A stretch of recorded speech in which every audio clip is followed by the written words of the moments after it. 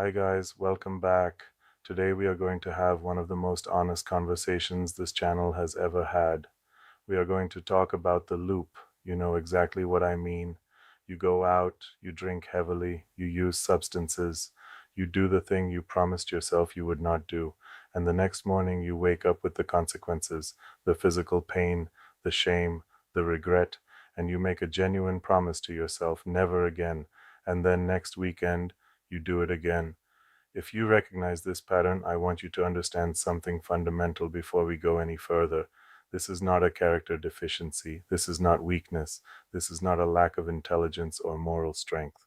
What you are experiencing is the output of deeply sophisticated neurobiological and psychological mechanisms operating almost entirely beneath the level of conscious awareness. Understanding these mechanisms is the absolute prerequisite for changing them, because you cannot dismantle a system you do not understand. Today, we are going to understand it completely, and we are going to talk about evidence-based strategies, including specific supplementation protocols that can meaningfully support recovery and harm reduction. Let us begin. Part 1. The neuroscience of the loop. The human brain modifies itself through a process called activity-dependent plasticity. Neural connections that are activated repeatedly become stronger, faster, and more efficient. This is neuroplasticity, and it is completely amoral. The brain does not distinguish between patterns that serve your well-being and patterns that destroy it. It strengthens whatever is repeatedly activated. Every time you go through the loop, the trigger, the behavior, the temporary relief, you are not just repeating a behavior, you are deepening a neural pathway. You are increasing the myelination of the neural fibers involved. Myelination being the process that increases signal transmission speed up to 100 times. You are making the automatic execution of that pattern progressively faster, more efficient, and more deeply embedded. The longer a destructive loop has been running, the more neurologically automatic it becomes. This is not metaphorical. This is structural neurobiology. Part 2. The dopamine mechanism. The mesolimbic dopaminergic pathway, originating in the ventral tegmental area and projecting to the nucleus accumbens, is the neurological substrate of reward, motivation, and reinforcement learning. Dopamine is not the pleasure chemical. Dopamine is the anticipation and motivation chemical. Its primary function is to signal the predicted value of a reward and drive the behavior required to obtain it. Neuroscientist Wolfram Schultz established the concept of reward prediction error. When a reward is completely unexpected, the dopamine signal is enormous. When it is fully expected, the dopamine signal is minimal. When an expected reward fails to materialize, dopamine drops below baseline, producing the aversive state we experience as craving. The first time you experienced heavy intoxication or substance use, the dopamine prediction error was massive. Every contextual cue associated with that experience, the weekend, your friends' messaging, the pre-going out energy, was immediately encoded as a predictor of incoming reward. Now those cues reliably trigger anticipatory dopamine release before the behavior has even begun. This is why people feel drawn toward the behavior before they have consciously decided anything. The neurological momentum begins the moment the conditioned cues are encountered. The conscious decision arrives after the process has already significantly accelerated. Part 3. Tolerance and Why Life Feels Empty. In response to repeated exposure to abnormally high dopamine stimulation, the brain adapts to restore homeostatic balance. It downregulates dopamine receptors, reducing their number and sensitivity. It reduces dopamine synthesis and release. The net effect: the same behavior now produces a substantially smaller subjective experience of reward. You require progressively more to achieve the same effect. This is the neurobiological basis of tolerance. But the adaptation has a second deeply important consequence. The brain's definition of normal has shifted downward. In the absence of the substance or behavior, dopaminergic tone is now below the original baseline. Work feels joyless. Relationships feel flat. Natural pleasures lose their color. The ordinary world has been rendered neurologically insufficiently stimulating. And the only available solution, as far as the conditioned brain is concerned, is the behavior that restores dopaminergic tone to something approaching normal. The behavior is no longer primarily about pleasure seeking. It has become about avoiding the neurological deficit state that exists in its absence. Part 4. The Psychology of the Loop. The neuroscience does not tell the complete story. Not everyone who drinks heavily develops a destructive loop. The neurological mechanism is universal. The vulnerability differs. And the primary psychological variable is this: what emotional need is the behavior meeting? Research by Dr. Gabor Mate, who spent decades working with individuals with severe substance dependencies, consistently reveals that compulsive self-destructive behavior is most commonly a response to psychological pain that has not been processed. Loneliness, trauma, anxiety, emptiness, shame. The behavior provides temporary neurochemical relief from the weight of those unprocessed emotions, and that relief is real. Alcohol is a GABA agonist. It chemically reduces anxiety and inhibition, producing genuine temporary relief from psychological discomfort. Stimulants and other substances directly modulate neurotransmitter systems in ways that provide transient relief from depression, social discomfort, or emotional pain. The relief is not imaginary, it is pharmacological, and this is precisely why it becomes so difficult to stop, because the behavior works, not in any long-term meaningful sense, but in the immediate moment it delivers what the person needs. Part 5. The Shame Cycle. Now let us address the regret cycle itself, because this is where most people make a mistake that paradoxically keeps them trapped. They believe that feeling bad enough about the behavior will motivate them to stop. But the psychological research on shame and behavior change consistently demonstrates the opposite. Shame, the feeling that I am fundamentally flawed, there is something wrong with me at my core, is not a motivator for positive change. It is a trigger for more of the same behavior, because shame is psychologically unbearable, and the fastest available relief from psychological pain, including the pain of shame, is the very behavior that caused it. The regret becomes the trigger for the next cycle. This is the full loop. Behavior, temporary relief, consequences, shame. Seek relief from shame. Behavior again. You cannot shame yourself out of a behavioral loop. Shame accelerates it. Part 6. The neurochemistry of common substances. Let me be precise about what these substances are actually doing. Alcohol. Ethanol potentiates GABAA receptor activity, producing anxiolysis and disinhibition. It simultaneously inhibits NMDA glutamate receptors, causing cognitive impairment and memory interference. It triggers endogenous opioid release, producing genuine euphoric effects. The hangover is not merely dehydration, it is a neurochemical rebound.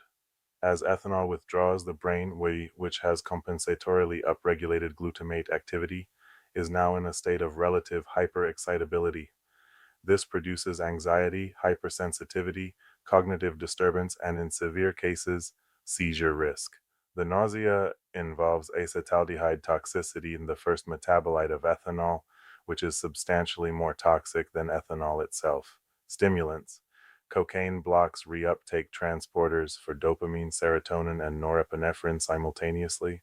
Amphetamines additionally promote active release of these monoamines from presynaptic vesicles. MDMA produces massive serotonin release alongside dopamine and norepinephrine.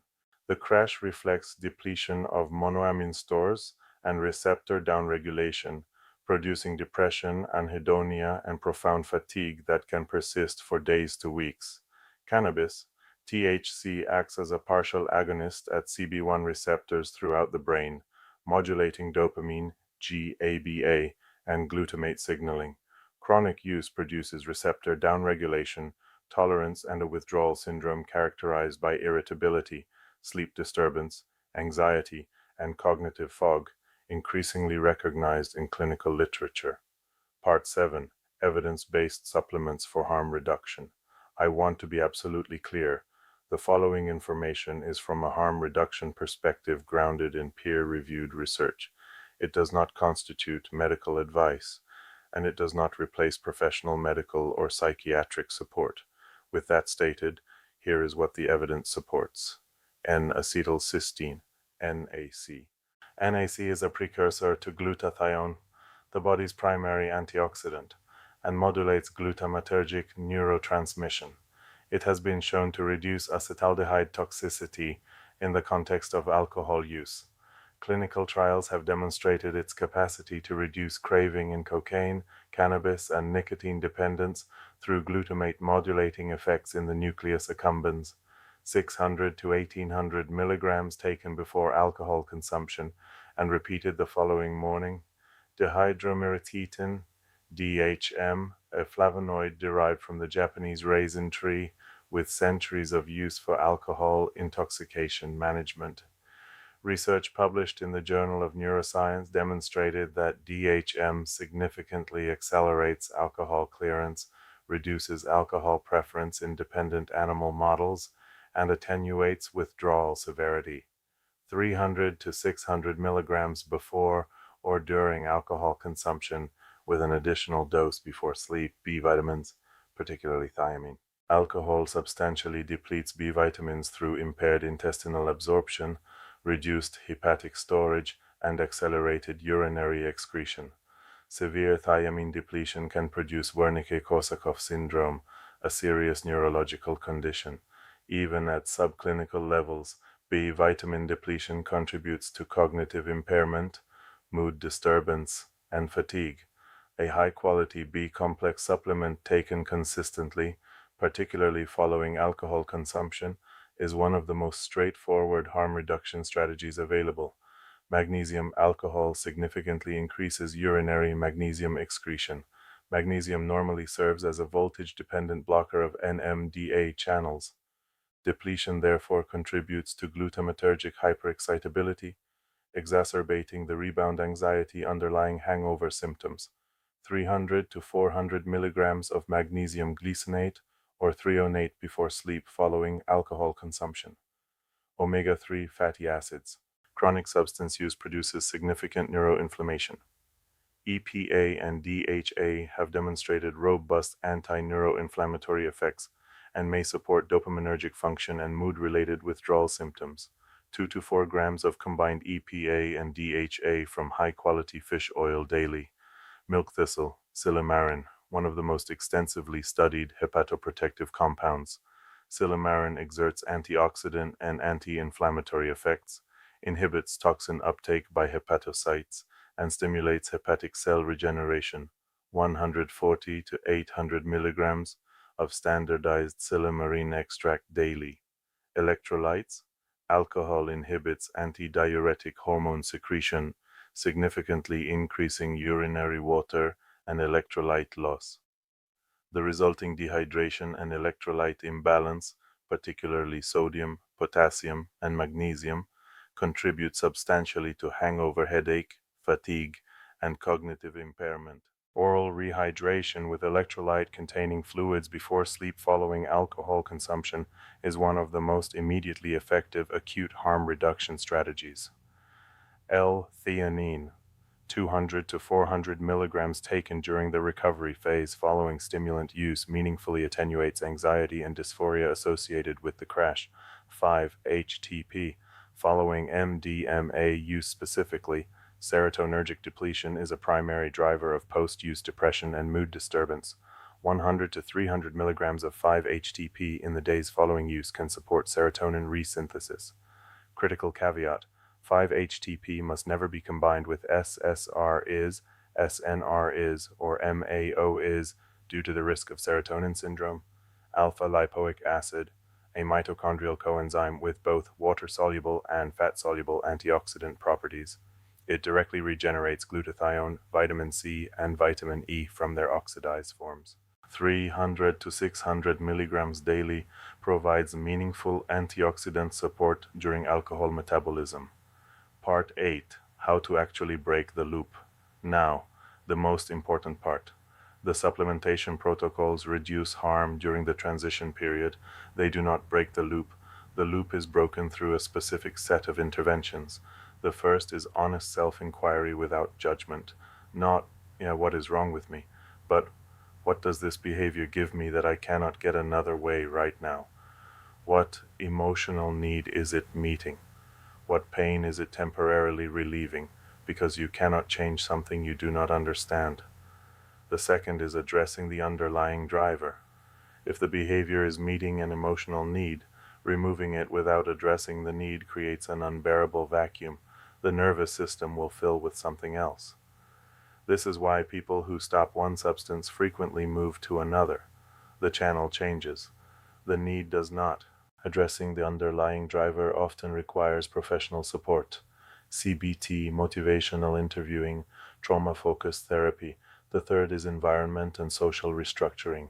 Given the power of conditioned cues and social embedding, change that does not involve environmental restructuring is fragile.